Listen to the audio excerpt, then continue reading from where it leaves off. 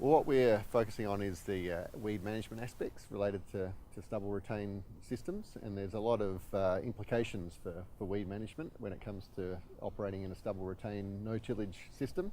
and it's a system that's leading to a lot of new weed management challenges for farmers in the regions involved here.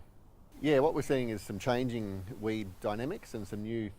threats and new weeds emerging, and in general there's a few major trends. We've got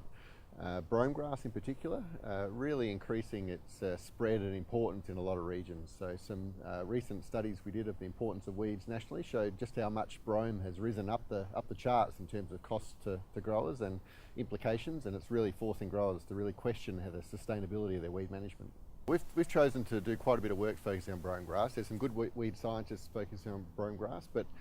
we're looking at the economics of long-term strategies to manage brome, because it's a weed where there aren't a lot of herbicide options, and what herbicide options there are being placed under a lot of pressure. So there's a lot of requirement for farmers to really carefully manage the few herbicide options they have, and that needs farmers to take a long-term view and think about when can they use these herbicides to get the biggest bang for their buck, and not use them up too quickly, because they're really important resources, and I'm talking about Clearfield and IMI technology here.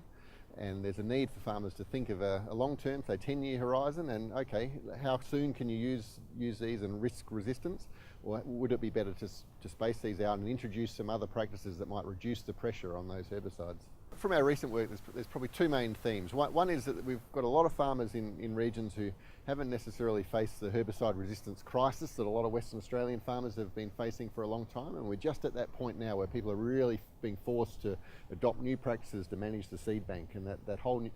approach of managing the seed bank rather than just killing weeds is an important one, and needs a bit more economic thinking over the longer term. The other important aspect is just how much summer weeds are costing growers. There's been a big shift to improve summer weed control in the last few years, but it's still a major cost in terms of yield loss, and